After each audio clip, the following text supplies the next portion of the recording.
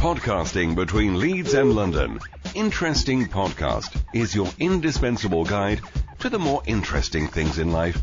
Your hosts are about to take you on a journey through all that they find interesting, curious, helpful, and downright bizarre. And now, here are your hosts, Matt and Rick.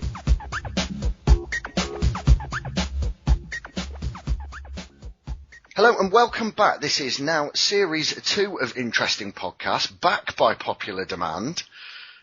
By one person. By one person. We have a fan, don't we? We have a super fan on YouTube who asked when we're going to be uploading some more videos, and we have contacted her. What's she called? Victoria? How do we pronounce her surname?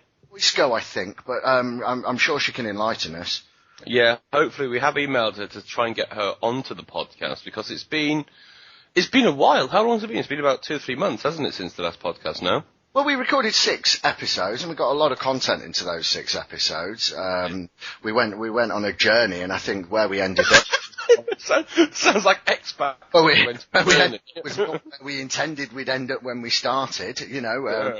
But we recorded 6 episodes. That's what we said we'd do. And we're back. We're back in the game for another 6. Well, so why have you taken so long to record another episode then, Rick? Why I've taken so long to record another episode is largely due to the fact that my co-host has been homeless for the past 2 months. Isn't that right? Why don't people like you, Matt? Why do they keep throwing you out of their houses? It's a very good question. For the last 3 or 4 months, I have been house hunting, or flat hunting, or room hunting, if we're being honest. It's, in London. I don't know if anybody's tried to get a room in London, especially, because let's face it, I live in a nice part of London, and competition is very fierce to get rooms, and basically, I went from having a really, really, really nice, beautiful house with roof terraces that overlook London, and every house I went to look at wasn't even close in quality. And so I looked at a few. I think I looked at about 20 houses.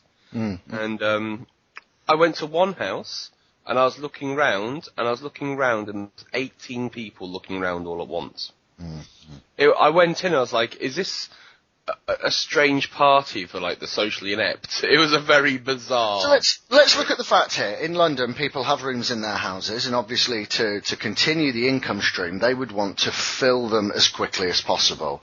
People apply. You are of a reasonably good standing. You know, you don't carry a lot of debt. You're not noisy. You're actually pretty clean, which is surprising. Yet you turn up at their house, and they don't want you. Why is that?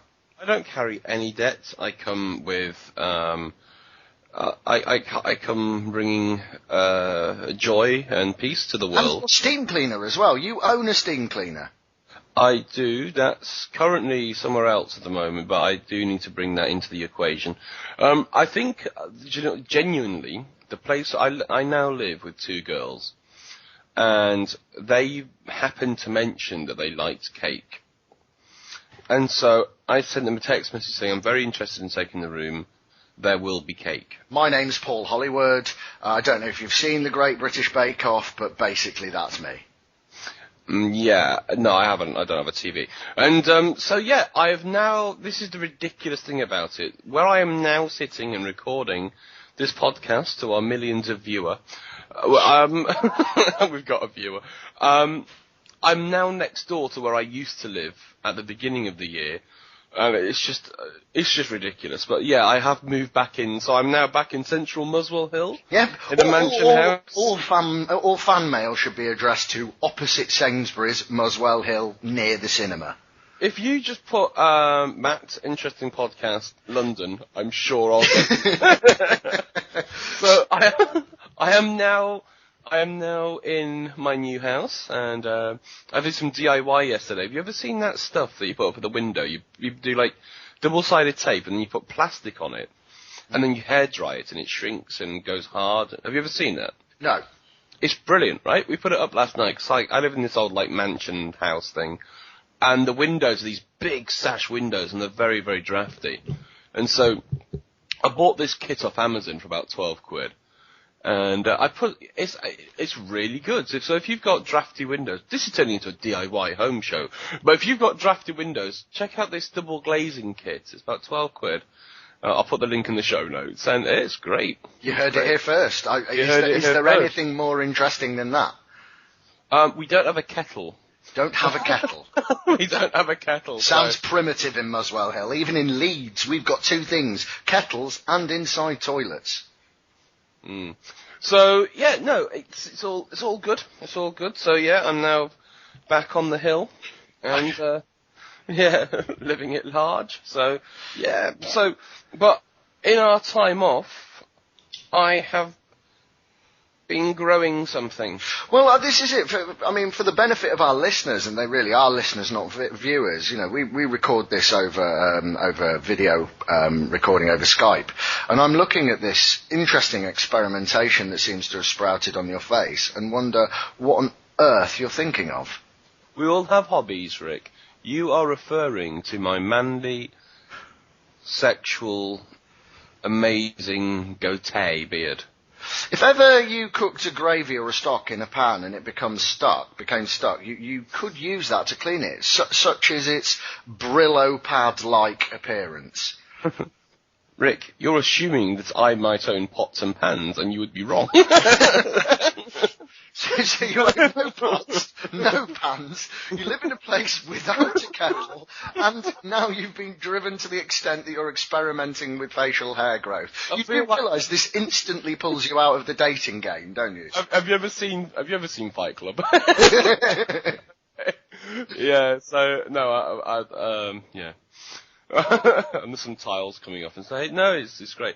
My actual bedroom, I've lost millions and millions of brain cells because my bed is actually a bed deck. So basically you walk into a room and about 5.5 feet in the air there is a wooden platform. Where is my bed? So it's a double bed in the air. Now I'm 6'2", and I basically this bed deck goes the width of the room. It's like, what's wrong with my life? But I've got an office under my bed, and so I know that my 8-year-old nephew's going to love it. I have to climb up a bookcase, kind of.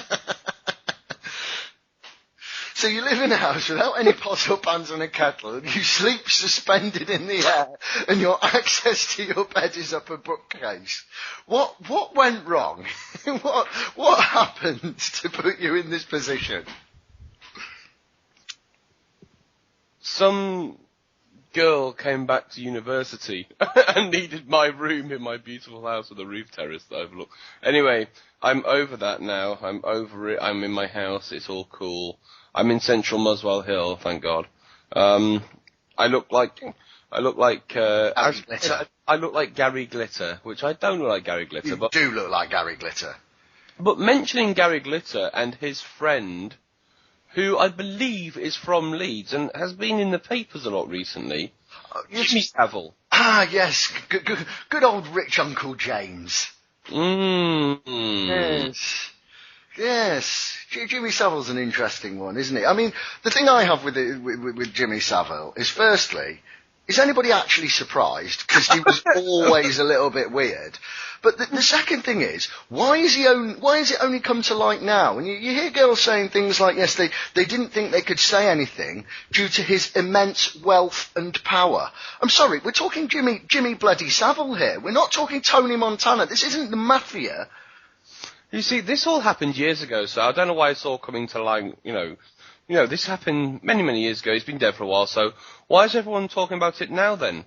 Now then. Oh, dear. Oh, man. This is obviously not a laughing matter. I'm slightly consoled by I've seen all of the people that are coming forward. You see them in the papers, and not one of them looks underage to me. Yeah, I know, they look about 60. No, it is not a laughing matter, but apparently there's lots of people involved. There's, was it Freddie Starr, Jeremy Beadle? I'm sure for legal reasons we can't... John Peel as well, John Peel. Not John Peel. Such is the extent, I don't know if you know this, but there's a conference centre in Leeds, and there's a big hall called Savile's Hall, and they have already renamed it. Savile's Hall has already been renamed to something else, and it's actually where the auction for all his stuff took place. When he died, you could buy, the Rolls Royce is an interesting one, but imagine you went to that auction and you're now the proud owner of a Jimmy Savile tracksuit. Can you imagine opening your wardrobe, looking at that? What it is you must be thinking about this tracksuit? I think that the tracksuit you now bought, not you, but you as in a universal qualifier, but the tracksuit that people have bought are now, I think we can now call it evidence or exhibit A. It's but the Rolls Royce. No, you're just saying. We were talking before. They are taking legal advice, because I think it went for about 200 grand or something, didn't it, the actual Rolls Royce? And, yeah, Christ. Who sold the Rolls Royce anyway? Was it his family, or was it an estate, or where did it come from? I have absolutely no idea. This was the kind of the water cooler in the office story. It was somebody else that told me about this, so I don't know any facts about it, but I understand that he bought it for like 200 grand. Yeah. The car itself is not worth that, and it was the registration number that made it its value, and he's now seeking legal advice on whether there's anybody he can sue for a bit of money back. You wouldn't want to be going around driving Jimmy Savile's car at the moment, would you? You'd at least get a number plate change. You'd be looking at that back seat thinking, yeah, it's not in as good condition as I thought it might have been. There's a lot of child locks. Rick, it's no laughing matter. This is disgraceful. This is. It is. The thing that gets me though is that he had basically had rooms in a number of hospitals. He had bedrooms and offices in hospitals. He had keys to Broadmoor. I just don't realise. I just don't understand why. How did this go on for so long without somebody going, what's happening? He was the creepiest, weirdest bloke. I've never liked him. He's a very strange. And did you ever see the interview with Louis Theroux? No, I didn't know. Watch it. It's wrong. Yeah. I think we should leave Jimmy Savile. Let's leave him well alone. Now, I have to bring something up. Facebook, right? Now, I use Facebook as a business tool. I use it to promote interesting talks. I use it to promote the podcast. I do not use it to promote things about my life. And this really annoys me, actually, about... One of my friends has recently got married, and somebody else has recently had a baby, right? Well done to them. I'm very happy for them. I do not need minute-by-minute updates with pictures, knowing how happy people are. I don't think you should be able to put pictures of children on Facebook. I think if you're under 18, you shouldn't have pictures of yourself online. I genuinely think that. Especially if you don't have a choice. If you don't know it's being put online. And I just can't stand people who live their lives on Facebook and constantly going on about what they're doing. Your thoughts, Ricardo? Well, I agree. I mean, we spoke earlier. Whenever I see in a Facebook feed, we are delighted to announce. Yeah, it gets a like, but I don't even read the read the rest of the status. But it's I don't have kids. That is a joy that I'm yet to experience. But I'm sure that I don't know what happens when you have kids, but that you feel the need to. But my baby had a poo. My baby was sick down my shirt. Oh, I haven't slept. The baby slept for 3 hours today. Who cares? Who cares how long your baby slept for today? I don't. I know what you mean. It's like I don't care. If it was my child, I wouldn't be that bothered. But let alone reading about other people's. I just don't understand. Now, to be fair, Rick, you put pictures of Facebook doing things. Well, look at my latest post. Look. Yes, have you seen it? It's yes. You were out last night having a meal with your lady friend. And there's a picture of what I don't. And then I just don't understand this. I don't understand why people tag in. Have you seen what I posted just now, just today? No. I have removed a whole salmon from my freezer, taken a picture of the whole salmon, and said, I'm going to eat this. What should I do with it? What? Rick, why would you do that, though? Why would you take a picture of a salmon?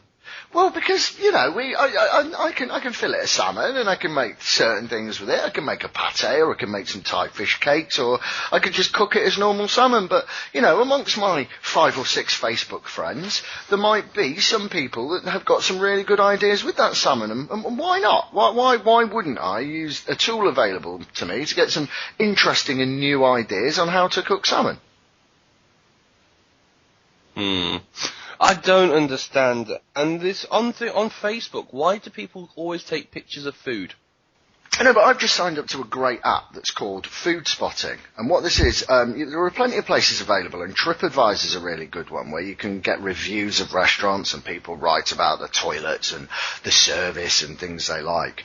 But what Food Spotting does is people go into restaurants and things and take pictures of the food they're eating, and it's collated as like a library where you're reviewing specific dishes rather than restaurants as a whole. I think it's a really good idea, because before you eat somewhere, it's really good to be able to see where you are, have a look at what's around, and to be able to go somewhere on the basis of what the food actually looks like.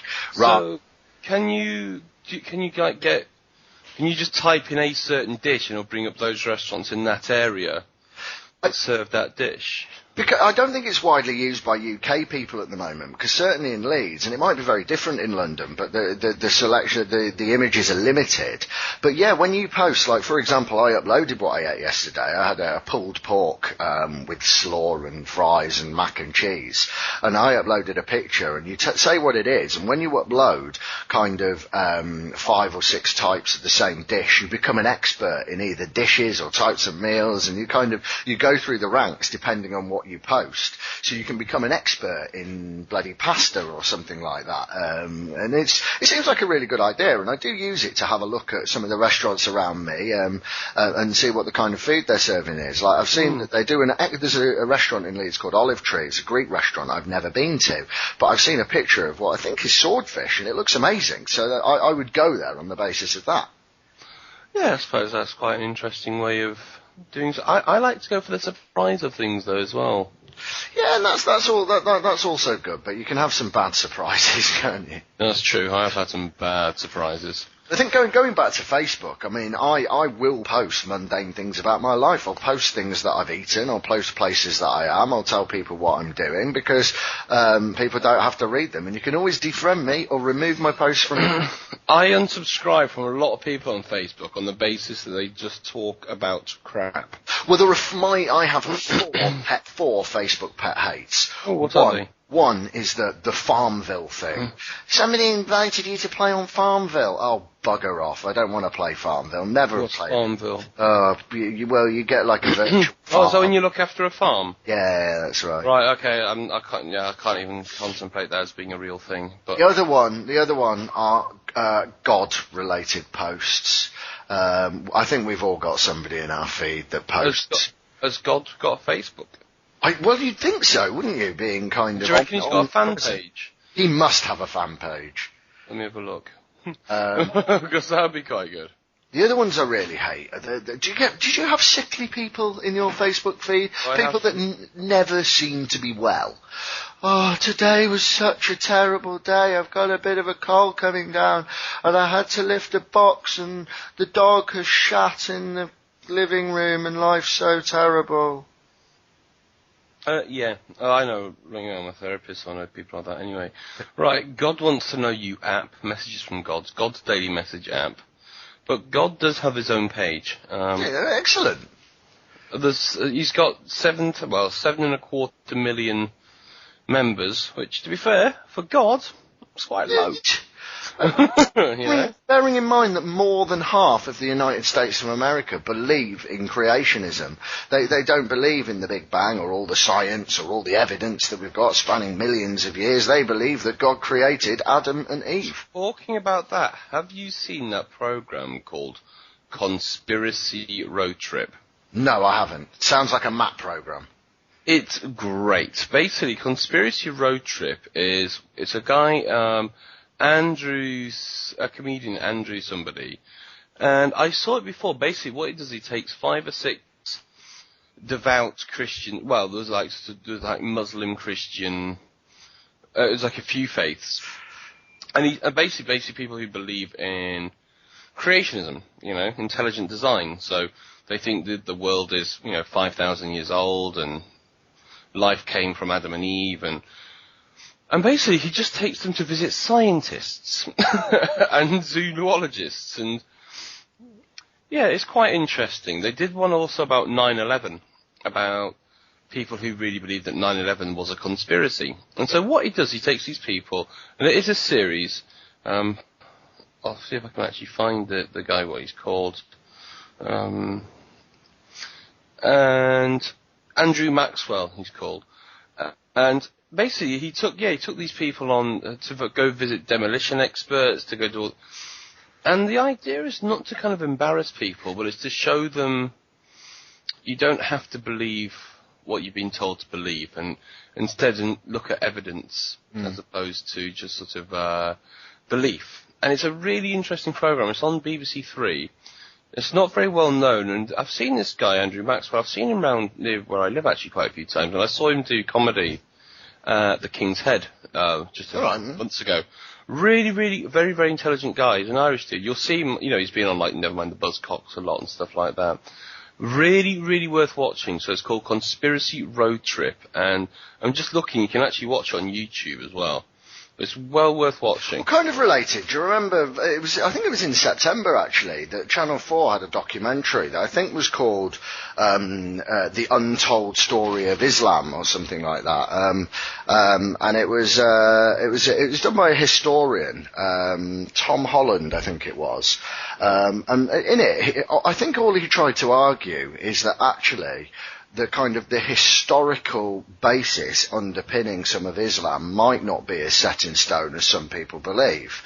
And, but I think we can say that about all religions. I think it's fair to say that a lot of things, certainly through the Bible, there's the whole thing about the Council of Nicaea, where a lot of the Bible was essentially edited and created by pagans and Christians, and that, things that people believe are historical aren't. But Channel 4 actually cancelled the documentary. You can still get it on 4OD, but I don't think they screened it because the presenter started getting death threats. And I think it's I've always found that it's really interesting that kind of religion is the kind of, it's in this kind of chasm that can't be explored, and that you should also be made to feel guilty about asking what are reasoned questions about the history. And you don't direct that at any one religion. I think they're all, in the same bag. Yeah, I think as soon as you start down that path, my whole thing is, look, if people want to believe something, let them believe it. The thing which I don't like is in Leicester Square, you always get these groups of people condemning me to hell. Yeah. And it's just like, I don't, my whole thing's with religion. I think actually religion is good for you. I actually think having a faith in a higher being, whatever it might be, is actually healthy and natural. And when you don't have that guiding light, that guiding beacon, whatever it might be, it causes problems in many ways, even if that guiding light's football or whatever, something. As long as you have something higher or bigger than yourself to actually believe in, I think that's a natural state of a human being to actually have. And a really good book that I think we've mentioned before, but we've never formally reviewed, is the Religion for Atheists by Alain de Botton. Because rather than Richard Dawkins has done the let's tear religion apart and let's all be devout atheists. I think people have been doing that for many years. But in that book, what he does is picks out some of the good things about religion. And we were just talking about food, and the whole concept of getting people together into one place and eating together and things like that. They come out of the history of religion. But anyway, I think while we're on the subject of God, Matt, I'd like to talk about a godlike figure, a blonde moustache wearing godlike figure in the body of Hulk Hogan. Yes. If people haven't seen this, Hulk Hogan is the latest celebrity to be caught. It's all gone a bit to Lisa, hasn't it? It's all gone a bit to Lisa. Basically, he's been battering somebody around the ring, but this time it's not been wrestling, it has been in a sex tape with his former best friend's wife, I believe, a radio presenter. And I've just watched it online, and it's just a terrible video, and it's like, I grew up with Hulk Hogan, not his house. Yeah, it was me, Hulk Hogan, and Jimmy Savile. That was a fun week. No, but he's like one of my childhood heroes, and I just don't think you should see people, this whole kind of sex tape. There's enough porn. I don't think you should. I don't think people should look at sex tapes. So listeners of this podcast are not going to log on to liveleak.com and see this sex tape because it's not worth seeing.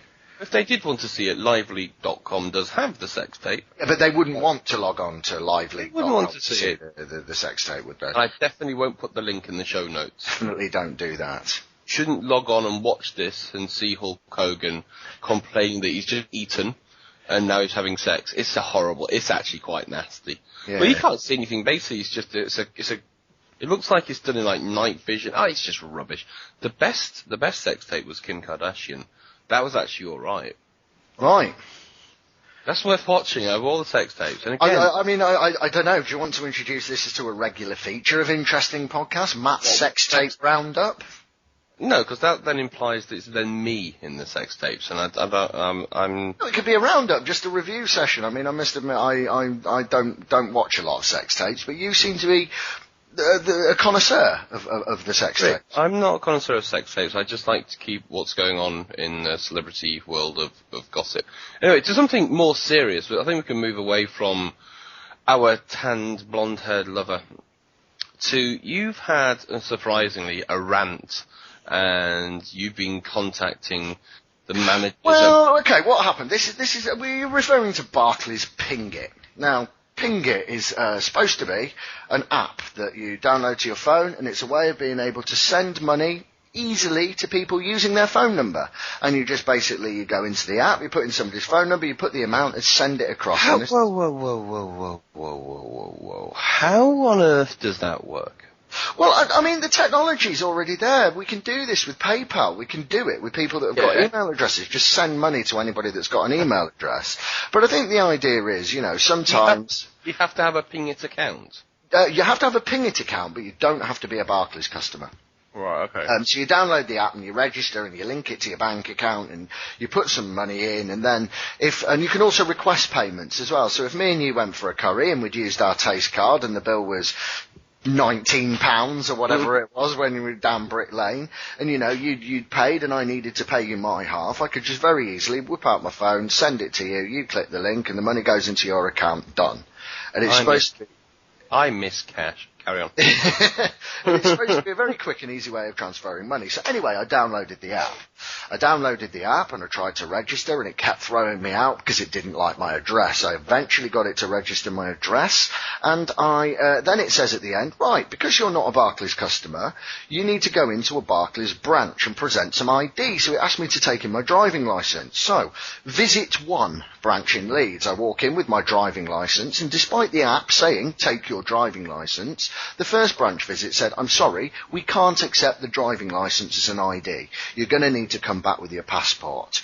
So I went back. Visit 2, I went in with my passport and my driving licence, and the branch then said, I'm sorry, Ping It is only available for Barclays customers, which is a complete lie. Search it. The marketing's everywhere. You don't have to be a Barclays customer. So visit 3, I went into the branch, and they hadn't heard of Barclays Ping It, but after 40 minutes of various phone calls and calls to head office, finally, my Barclays Ping It account was activated. Without making a single transaction, I upgraded my phone from an iPhone 4 to an iPhone 5, and as soon as I went into the app, it asked me to re-register, which I did, and then it asked me to visit the branch for a 4th time. So I got on the phone and I said, look, despite what some people might say, buying an iPhone 5 doesn't make you a different person. I haven't changed pre and post the purchase of an iPhone 5. And we had this conversation, and he basically said that I would need to go into a branch, but he'd escalate my call, and I'd receive a call back the next day. No call came, so I tried to register a complaint on Barclays' website, and I went onto there, make a complaint, wrote all the details out, clicked submit, and it said, I'm sorry, Barclays online banking is unavailable, and deleted everything I'd written. So a little bit pissed off, and with a slight stubborn streak in my character, I decided that the most appropriate thing to do would be to email the chief executive of Barclays Bank. I know that he's probably got a bit of time on his hands at the moment. You know, not any major corporate frauds to be dealing with, or you know, the kind of the wake left by the criminal Bob Diamond and all the underhanded stuff. So I sent an email. The very next day, I got a call from his office. It wasn't him, but it was a very posh guy called Hugh, who managed to sort out all of my problems very, very quickly. And I am now once again registered to use Barclays Ping It. But do you ever try so hard to achieve something that really isn't worth achieving in the end? Well, have you even used it? I haven't used it. I've got nobody to pay because nobody else I know has got it. Rick, you really need to take stock of your life. You know what I mean? It's like... Says the man who lives in a house without a kettle, any pots and pans, and who looks like Gary Glitter. Is this life coaching? It's not life coaching, Rick. Well, you know, I live across the road from a cash machine. And I don't need this. I saw the advert for this, and I just thought, that's just another thing I don't need in my life. Mm-hmm. And actually, to be honest, once I'd started, it's one of those, I was a bit committed, and it's like, sometimes if you play poker, you've bet so far that you keep betting, and then you lose. It's an investment trap. It's an investment trap, yeah. Well... it's an investment trap. You've invested so much of your time and effort that you want to return, so you keep on going. Yeah, and this is the thing. The one thing that I do know is that I will never bank with Barclays. I think it's given me an insight into an institution I don't use and now probably never will. Right. Well, so you've not used the app? Nope, nobody to pay.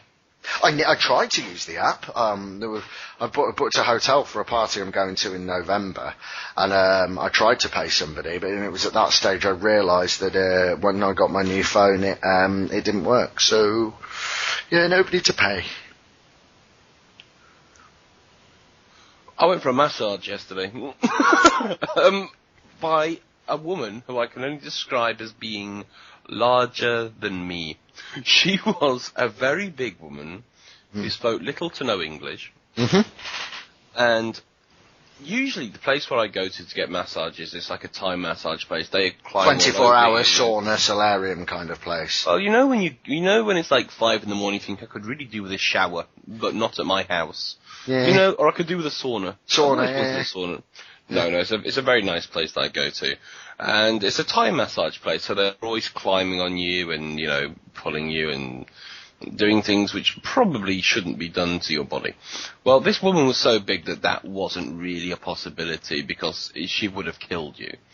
Or me. And so, but I went for this massage because I've had this problem in my, the centre of my back, sort of slightly higher than the centre. And I think something became disaligned or something. It was weird. It didn't really hurt. It was always kind of tight and slightly painful. And so I went along and I said, okay, basically I have this issue with my back. And she goes, oh, back massage. I was like, yes, back massage. And so she massaged away. And I'll be honest as well, the massage was borderline wrong in the sense of, I wasn't going to stop the massage, but let's just say I think it went a little bit further than it maybe should have done, and it was... Is there a happy ending? Well, there was, but not because of that. And so then, right at the end, she goes, how was your massage? And I was like, it's okay, but my back is still, it's not right. So she goes, okay, sit up. And she did some thorough medical investigation. I think she tapped my shoulder. And she was like, oh, yes, you have some chi energy blocked. God, that bloody chi energy. And so I was like, okay, yes, I may have some chi energy blocked in my spine. and I'm sure it's not like a disc or anything like that. So she goes, okay. She was like pushing it. Oh no, it's yes, strong chi energy blocked in your back. I will use my knee. I was like, you'll use your knee, right? So I lay back down, face down, head through the little hole. Her feet disappeared from my view, and I felt a very, very, very large pressure on the bottom of my spine. It was her knees, and honestly, this woman must have been about 17, 18 stone, right? And so she and I didn't want to cry, you know,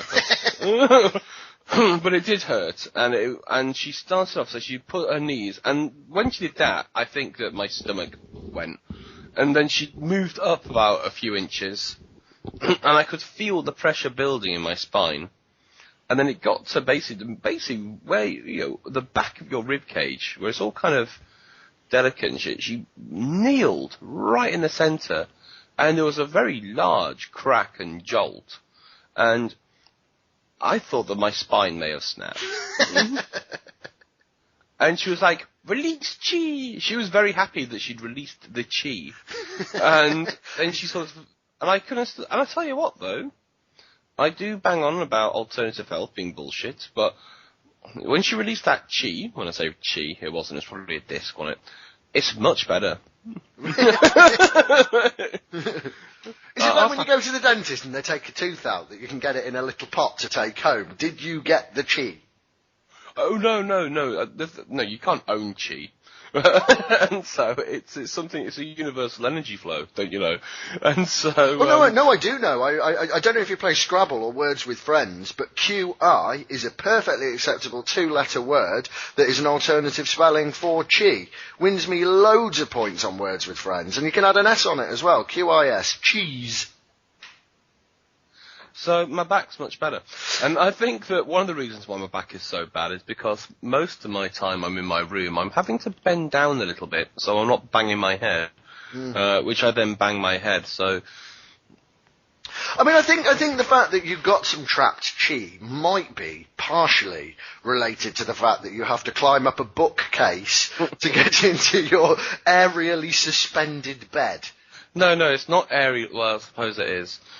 It's not a bookcase. It's you can put different things in there, but basically it's like a step by step. It's like one compartment, then two, then three. Yeah, I live in a child's bedroom. Is it like when you go around IKEA and you get to the bit that's like the kids section, and they've got like the tubes that go through the beds and the slides and things like that? Have you got a room like that? Yeah. It's yeah, it's terrible. No, it's fine. It's just a little bit, when I'm lying in bed, I'm always just thinking, is it going to collapse? So I tell you, since we last spoke, I don't know if we mentioned this on the podcast, I think we recorded before I went, so I went to Bestival. Yeah. Well, I have a hankering for festivals, and this year Glastonbury wasn't on, so I went to Bestival, and I had a really ace time. I was there with quite a big group of people, most of whom I didn't know, but I made some really good friends, and I think there was about 40 of us in the end. And the great thing about Bestival is it's quite a small site. So unlike Glastonbury, if you want to meet somebody or you need to see somebody, you're not going to have to walk 4 miles and an hour to get to them, and everything's kind of in great places, and that it never gets really, really packed out in any of the arenas or stages, so that you literally can't move. I mean, there are some other things that aren't so good. I mean, the staff know nothing about the site, and they're not particularly helpful. And you can't take your own drink from the camping area into the festival area, which is really annoying, because then you rely on kind of corporate bars to serve you warm beer in a paper cup at an excruciatingly slow pace. All the festivals I've been to, that's been the case anyway. Well, that's a great thing about, because Glastonbury is split up so that the camping and the stages are all together, so that you take in shitloads of booze, as long as it's not in glass, and you can take it with you wherever you want, and like set up camp and watch the acts. And I mean, I saw some great people as well. I mean, the headliners were Florence, who was really good, Stevie Wonder, who was of course amazing, but in some of the littler tents, like I saw a guy called Scuba Weaver do what I thought was a great DJ set, and I saw some people that I love, like Soulwax and Too Many DJs, and Justice as well. Saw Justice, who were absolutely excellent. So, yeah, no, I would definitely go back to Bestival. The only real arse is the Isle of Wight is so hard to get to. Yeah, do you know what? I was actually quite surprised that this year that the Big Chill Festival was cancelled due to lack of ticket sales. Yeah. Which, I've got to say, I'm quite surprised because it sounds like quite a similar type of festival. You know, if anyone's been to Big Chill, they'll know it's like in a small valley. And everything, you know, you can walk to anywhere, and it's a very, very small kind of festival. Is that linked to because there's the Big Chill bar, isn't there, in London? Yeah. Brick Lane. There's a few Big Chill bars actually. No, it's the same company. Is it? We've had a couple of nice drinks in there, haven't we? We have. We did the Big Chill bar, and it's the same company. It's their kind of, and they had a really good lineup this year. But I think that this year the festival really took a beating from the weather. But that's the thing about Bestival as well. The weather was brilliant, and we have had a rubbish summer.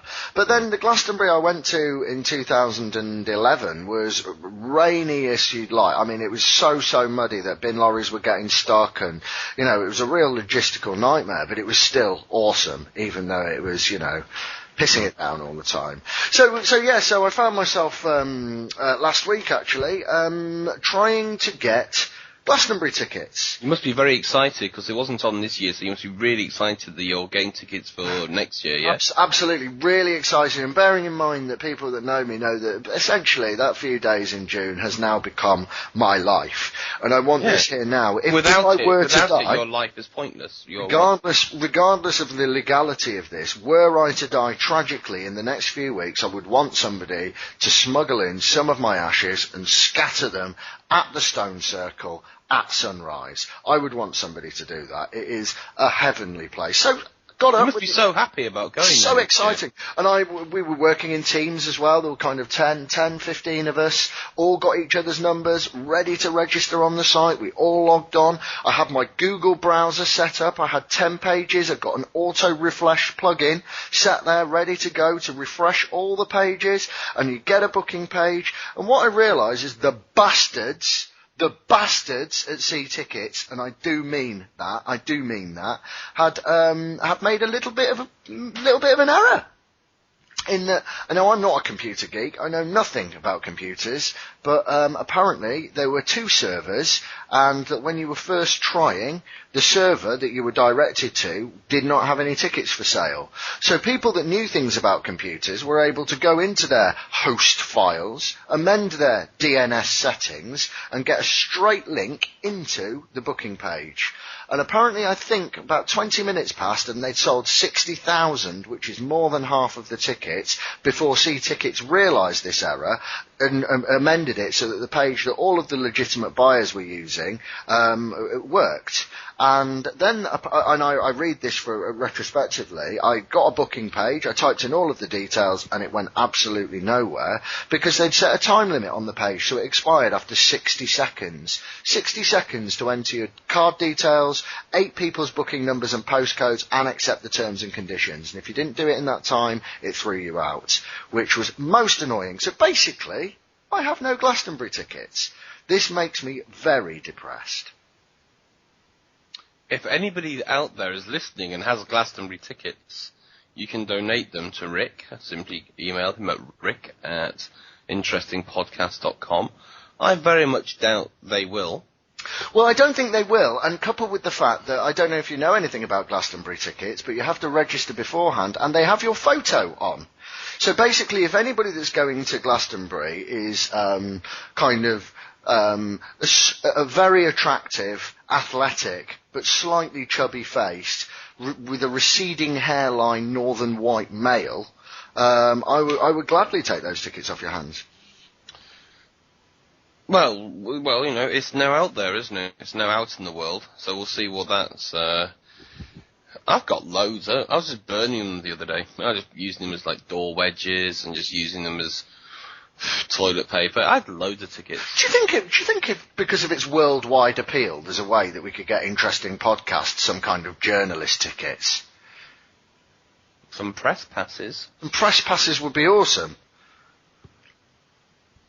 It's worth a crack, innit? Right, let's see if we can get some press passes for Glastonbury.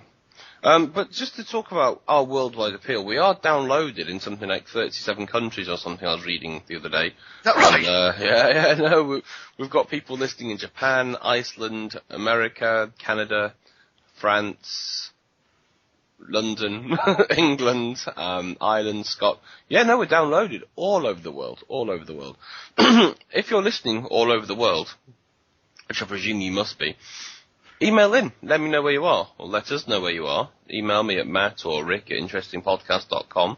But just a bit of a roundup with, obviously linked in with Interesting Podcast, I run something called Interesting Talks, which has been going rather well. And I know a lot of people listening to this will be on the Interesting Talks mailing list and a member of the group.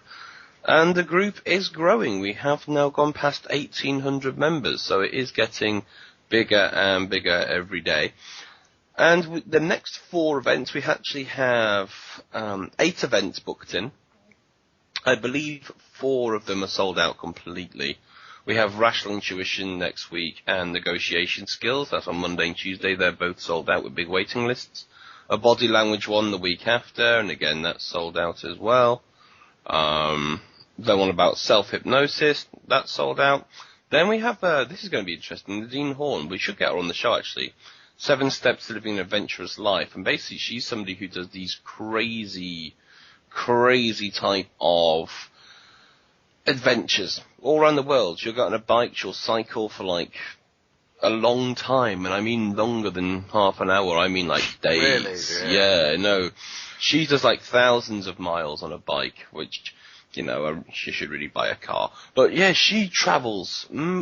She does like Iron Man, Iron Woman, Iron Person competitions. It's just so we should get her on. And do you know what? I'll tell you what. We've had a little bit of a record-breaking date put on. We had the Secrets to Social Circles and Effective Networking. We put those on the other day with Hayley Quinn and Marcus Oakey, 2 friends of mine. That sold out in less than 2 days. So we put another date on, same talk, just 2 days earlier. That sold out as well. In fact, I think there's only tickets available for 2. Then we have one about the eating yourself healthy, the myths and lies debunked, and that's by a nutritionist who writes for Muscles and Fitness magazine. So we've only got 2 events with seats available at the moment. So, and I love the events, and because I live in Leeds, I can't come to them all. But the ones that I go to, I find really interesting. But all the people that go are so different and so interesting. And they're genuinely, you know, when we bob off to the pub afterwards, you know, sometimes the speakers come with you, and you get to talk to people, and just generally a good opportunity to ask some interesting questions. But the talks, and they're all available as videos and podcast downloads, aren't they? Yeah, you can download them, stream them, or from the website. Just go to interestingtalks.co.uk. I'm actually going to improve that, because at the moment that's all through Meetup. So I am going to do a standalone site. I've just bought a big WordPress package and learning about WordPress. So I do actually have all of the talks in a higher quality, which I will make available. I'll get onto that. Now I've got somewhere to live. I'll actually get onto that. Who would be your ultimate talker? I mean, obviously the speakers past and present have been kind of high caliber, high quality, and you've had some great ones so far. But who would be your dream? Darren Brown would be my speaker of choice. If I got Darren Brown at Interesting Talks, I would very happily then close the whole company and go, well, I've done that. Interesting. So Darren Brown, I think, would be the ultimate. And now, have you read any of his books? Have you read Tricks of the Mind? I think I think it's a really well written book. My favourite bit in that book is where he writes a whole paragraph about the oversized Monster Munch. Yeah. With Darren Brown, in fact, I can't talk about it, actually. This guy that I know has written a book about Darren Brown, but I think he's being sued. So I can't mention it and stuff, but possibly, I'm going to actually contact him to see how much, if we just paid him, how much it cost him to do a talk, and might even be able to arrange like a special one-off. I don't know, but one of our friends. Well, maybe you should take an alternative approach and do it for a charity. Donate all the money to a charity and ask him to do it. I know he's a patron saint of a parrot sanctuary or something. True. But one of my friends is actually the guy who, I think I can mention this. I will do.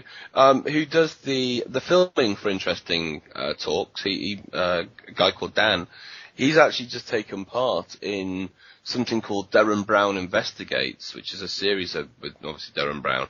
And so I don't really know much more than that, but it's going to be coming out later this year. But I know that Dan was talking to Derren Brown about interesting talks.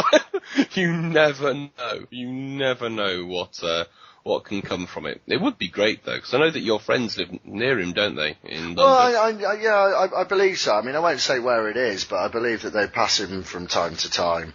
I mean, I just think he's a really interesting guy. I think a lot of what he's learned is really fascinating. He writes really well. He's clearly really well read. And I like, he did, I studied languages at uni, so, and I noticed that I think he did law and German or something relating to German. It might not have been law at uni. And it's just a really interesting path that he's come on through. He wrote some books I don't think you can buy anymore. I think they were called Absolute Magic and Pure Effects. Where he kind of, basically gives away a lot of the not the secrets, but the kind of the showmanship of some of the stuff that he does.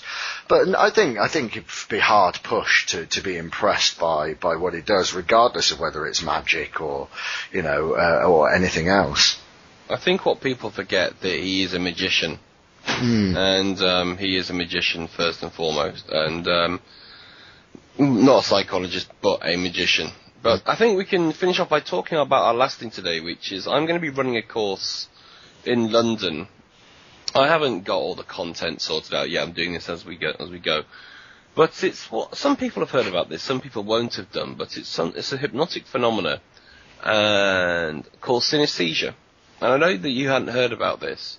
But if you haven't heard about what synesthesia is, it's the overlapping of the senses. It's like where you can see colour and taste music and sort of, where you can, it's basically taking a feeling and make it into a metaphorical representation and actually getting really into what that feeling's like. And then you can use that for a variety of sorts. You can use it to really change somebody's state. Because, behaviour is state dependent. So if you want to get somebody into a certain state to relax or to be happy or excited, you can actually find out what it's like when they are like that and then use your languaging and your questions to get them into that state. And then you can play with the submodalities, which are just like the ingredients of the feeling, which would be like the colour, the size, the shape, the movement, the texture, the temperature. So that's something which I'm going to be running in London. I think I'm going to have to run more than one, because I'm going to probably limit it to about 8 people. But I've already had about 15, 16 people contact me anyway, just on Facebook. But no, you've never heard of synesthesia? Well, no, I haven't. And I mean, I think what you've just explained is all we spoke about in the kind of the pre-chat. And like, there's so much to go out there. I mean, I'm not sure that this is a problem I've ever been aware that needs fixing. Is this? I mean, what you learn about how emotions are. You create metaphors for emotions, and you can change those in yourself and other people. I don't know. Give me an example. Yeah, basically, you can get somebody to behave in a certain way by getting them into the correct emotional state. So by using your questions, and it's like people don't realise that every feeling has a starting place. Feelings are called feelings because you feel them, so it starts somewhere, it actually moves around the body, it has a size, it has a shape. Let me ask you, when you do something you enjoy, right? What's something you enjoy? I enjoy going to Glastonbury. Okay, so when you're at Glastonbury, what's your favourite part about it? Is it the connection with the crowd? Is it seeing a certain band? Is it the being at the Stone Circle? What's your favourite part about it? I can't narrow it down to a part. I just like being there. I like being in a busy place where there's lots of stuff going on. It's like an assault on the senses. There's so much. So when you're in that really busy place where it's like an assault on the senses, it'll allow you to feel a certain way, yeah? Yeah. So when you're thinking about being at Glastonbury when it's really busy, where do you actually notice that feeling first? Is it your head, your chest, your stomach, your hands? What makes you aware first? I guess it's my head. Okay, so it's your head. So you know when you're in that really busy place in Glastonbury with the assault on the senses, you notice that in your head.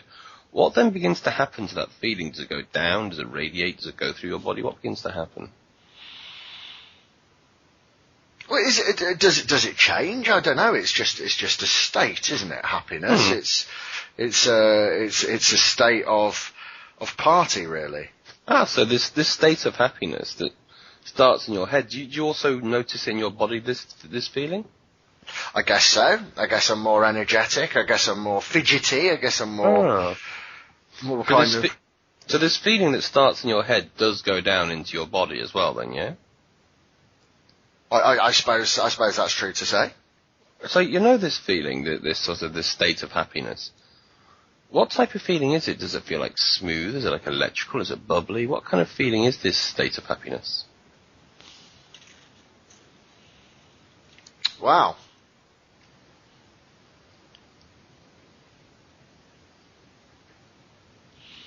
I think it's, I don't know, would electric be a suitable description? Yeah, electrical. So that electrical feeling that starts in your head and goes throughout your body. You know this electrical feeling, and if this electrical feeling was to have a colour, do you reckon it would be like a red, a yellow, a blue, an orange, a green, a brown?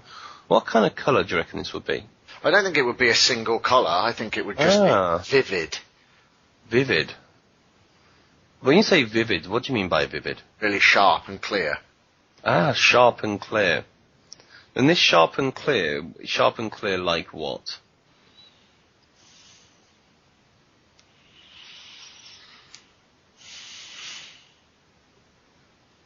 I don't think there's another frame of, I don't think there is a like. I don't think it is like anything else, is it? I don't know. So, you know this feeling, this starts in your head and goes through your body, this very sharp and clear, you know what this electrical feeling's like, yeah? And basically, this is what synesthesia really is. These are the questions. Now, what people obviously can't see is that I'm looking at Rick and I'm looking at the actual gestures he's making, and Rick's not really that a responsive type of person in the sense of this kind of suggestibility, should we say. But people, especially girls as well, they buy into it much more because they are just much more responsive to this type of work. But basically, it's like finding out an experience, but finding out what the actual metaphorical experience is like of the external world. I mean, the thing that I don't know. I don't mean to come across as any way critical, but I think my understanding of all feelings is basically our brain takes in information from very few places. It takes it in through the eyes, through touch, through smell, through sight, and through sound. But what's coming through those five senses at any one time is ultimately infinite. And so what happens is it comes through those five senses, and then the brain does stuff. The brain does stuff to that information coming in, and that's where all feeling comes from, and it's where all emotion comes from. It's the stuff that the brain does to those. So I struggle with the concept that a feeling or an emotion moves around the body, because the brain is not only the kind of the gatekeeper in terms of what information comes in, but it also controls unconsciously all of your central nervous system, your even pain. Pain is coordinated in the brain. And I think that what we have is a load of chemical reactions. We understand from things like from not only things like taking drugs, like taking mind expanding drugs, but also naturally occurring release of kind of endorphins through sex, and through apparently eating bananas does it as well. And we understand a lot about how chemically the brain creates emotion. So I would then really struggle to start describing things physically or describing things in colour that I kind of don't see like that. I get that, and like I say, some people really get into this. Some people find it very hard to kind of explain or kind of understand. But if you think about it, yes, you have information coming in all of the different senses, which is then kind of converted or utilised by the brain. But then we feel things. your body actually physically feels this sensation, this happiness, this fear. And yes, it is caused to do with like adrenaline and the way that, that moves through the blood system. So most things will start in the stomach and go up and round in a fountain type of shape. Derren Brown does a very good demonstration of this called, it's getting drunk without drinking. And so what he does, he gets a student and he says, what's it like when you drink? Where do you notice this? And moves it round the body, and he cycles it round and round and round and round and round. And so you can pick different states you want people to get into and find out how they experience that state, and then get to actually begin to play it back to them, essentially. So so your one-day course, I know when you say that you're still putting it together, I know this is a particular area of expertise of yours. You have a lot of experience in this from kind of a therapy perspective. It's now the training that you're putting together what's important. What will people be able to do at the end of one day that they couldn't do at the beginning of that day? Well, what this course really is, because obviously I've worked in game and the pickup industry for many years, and this is very much, if you like, the Octoberman sequence, synesthesia, the advanced... What was the first one? The sequence, the Octoberman sequence. Okay, let's come back to the game. If you read the game, it's in there. And basically, if you're interested in... Again, this really helps make very, very deep connections with people, because you get to experience things which they find very hard to put into words, because it's an emotion, it's an understanding, it's a being. And so at the end of the day, there is a step-by-step procedure for eliciting this emotion. It starts off with a conversational framework, and then it goes into actually getting the emotional structure and working with that. So, and I'm going to actually have girls working on the course as well, and we'll actually be going through that. So you actually not only learn, but you'll actually go through the course and learn about the step-by-step process of how to do it. And so that's what, I don't know when I'm going to be doing it as of yet. I've got actually quite a lot of demand for this. I've been on many courses where they teach this, where you have somebody at the front of the room giving a very, very nice hypothetical explanation of why it all works, but you don't see them do anything, and you don't get to practice or get feedback. So that's where it'll be different. Excellent. And so people, I mean, if you've not set the dates yet, presumably there are still opportunities for people that haven't already expressed their interest to do so. You might be able to put on more dates. Yeah, I'm probably going to do it monthly. So people can get me through Facebook, get me through here, drop me an email, and when I have information, I'll let people know. But I'm going to make it very affordable for people to come to as well. And it is going to be limited probably to like 8 people. So, yeah, it really depends on the availability of the venues and also the availability of the female trainers as well. But the Octoberman sequence, again, is just pretty much what I did then. But the Octoberman sequence then also gets into the dark side where you begin to elicit pain and very negative emotional experiences, which is, it can really mess people up.